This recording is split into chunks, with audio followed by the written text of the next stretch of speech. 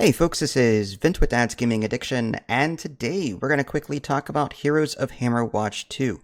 So, as of January 21st, 2025, build 118, the third patch just hit, and it does change some things from my prior guide. The rogue titles, for example, are not gold gain anymore. So, I'm not going to go and change those videos. I don't have the time to do it, but I did want to release some kind of like patch/update video so that you can keep abreast of what all these changes are. And I'm going to go through them as quickly as possible because I value your time. They added save profile menu support. So there's that, Steam Cloud and all that jazz. I'll show you the pictures below. You could now change the visibility and colors on different kinds of health bars. So now you can figure out the difference between players and enemies and allies and minions while you're playing. That's really cool. I'm glad they did that. I know a couple of my friends were complaining about losing themselves amongst the sea of red health bars.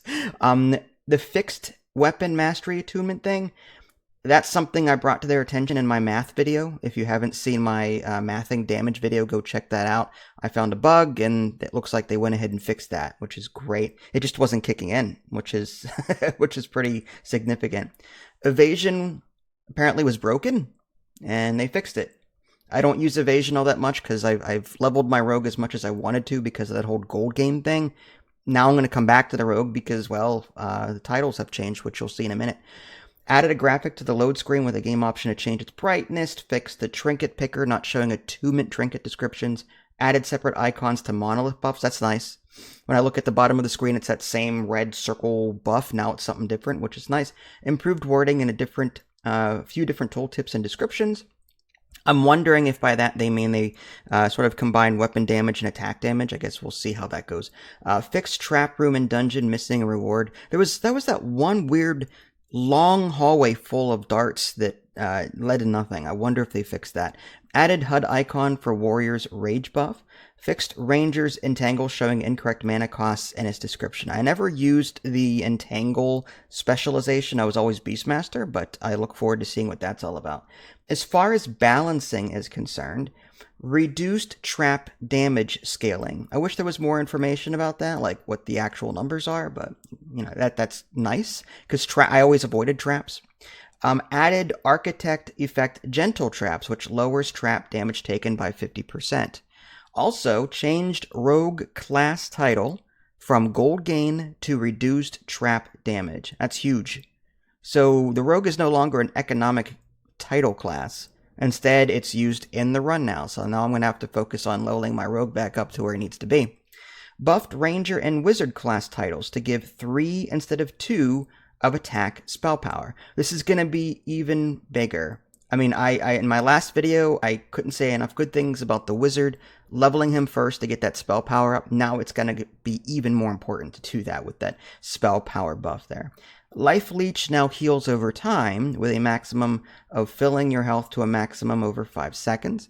Improvements to player minions targeting and improvement. That's huge because I can't tell you how many times my, summoning Warlock, the fiends just sat there and we're trying to figure out what to attack next. My Hydra would just sometimes sit there and not attack anything. I'm really looking forward to that kind of AI improvement, so I'll test that out and let you know. Slight adjustment to enchanting costs. I'm not happy about that, only because it's so hard to get red gems to begin with, and you're going to penalize me even more.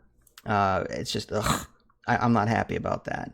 I'd like to be able to adjust my stuff on the fly. Imp reward when upgrading item levels now upgrades 5 levels with a max of plus 15 total on an item going beyond the blacksmith total of plus 10. Lightning attack from wizards and courts now has slightly higher damage, but it builds up over time, giving you a chance to move away. Again, I don't like it. I mean, they were already super powerful, like one-shotting you, and now they have even more damage.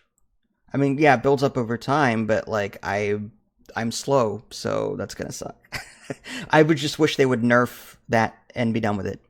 Avatar boss in New Game Plus 5 and above now does some more damage with the slam in Phase 3. Have not made it to New Game Plus 5 yet. Two-handed maul damage increased from 150 to 175, and ground slam increased from 200% to 250 weapon damage. I may have to consider going back to that simply because I used that a lot in my totem build, the Warrior's Totem build, and that was with the nature, survival, whatever it's called. Charge shot with bows now penetrate up to 6 enemies instead of 4. Bows now shoot 33% faster, and a reduced movement speed penalty while attacking. That'll give rangers a nice little boost. Dexterity bows no longer shoot slower while moving. Interesting. And then New Game Plus stuff, and I'm looking forward to checking this out as well, because I checked and I'm still getting that penalty for New Game Plus on armor and resistance, so I'm curious to see what this does to the whole game. Experience rewards from enemies now go up by 33% every new game, and enemies' base armor and resistance now go up, so like the enemies are harder, but you're getting more experience for it. So that's an interesting trade-off. Minor adjustment made to enemies' base armor and resistance to increase slowly and progressively for every New Game Plus. Enemies now do 5% more base damage per New Game Plus. Lowered armor of the Big Eye enemies in Dark Halls in the New Game Plus. So it seems like, I mean, without testing it, it seems like they made everything harder with slightly better rewards, which I'm not happy about. I want it to be a bit more casual. I mean, here's the thing. If there was an infinitely upgradable thing at the blacksmith that gives you more resistance and gives you more armor infinitely at the cost of gold, then I would accept this. Okay, I would totally accept that. Unless I'm misunderstanding what they're going for here and what the end result is. As far as individual class balancing, they lowered Frost Nova damage on the Sorcerer, but increased the travel distance. They also lowered the discharge chaining. They lowered the Flame Wall cooldown, so that's good because I love the Flame Wall. So yeah, if you want to pause and read more about the individual changes, great. The Ranger lowered Ranger Wind Weaver cooldown from 0.5 to 0.25, and Ranger Wolf Attack AoE increased in size. That's good. Wizard changed magic missile damage. I never used magic missiles. Now I might consider doing it, but it's just weird though, because it looks like it starts off better, but then it gets worse. Because it says changed magic missile damage from 40, 50, 70, 90, 130 to 50, which is higher than 40, then 60, which is higher than 50, then 77 is equal, then 85, like, so it gets worse? Like, so I can't tell if it's a buff or not. It seems like it's better to leave magic missiles at the lower end, which is what I'm doing currently on your skill tree. That's just a weird design choice. Warlock fixed drain essence scaling, but lowered it. So it looks like they nerfed it a bit. So drain essence, well, unless it's just the rate at which you get it. That could be it. Fixed drain essence scaling, but lowered it from... Oh, the scaling meaning the maximum mana, probably, and maximum health. I bet you that's what it is. Lowered drain essence, life siphon restoration from 2, 3, 4 to 2. Yeah, they nerfed it. So I guess they saw warlocks to be too powerful, and they were one-shotting everything with their minions, and they were staying alive too long. So it looks like they nerfed this class all around, which is unfortunate. Leeching Ritual Life Leech, they also nerfed that. So it looks like everyone, the developers and everyone just, I guess, thought the Warlock was too powerful, so they just flat out nerfed him. That's unfortunate, because I was really enjoying my Warlock. So they go on to say that some builds have been overperforming and others have been underperforming.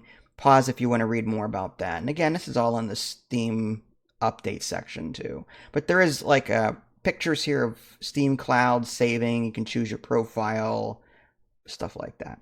So all in all, it's a significant patch. The biggest takeaway for me is that whole rogue title thing.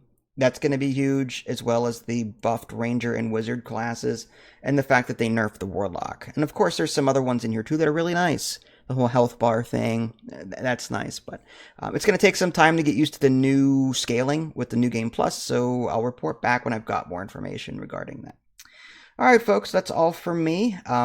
If you have any comments or any thoughts on this new patch, feel free to leave a comment in the below description. This is Vince, thanks for watching. I'll catch y'all next time. Take care.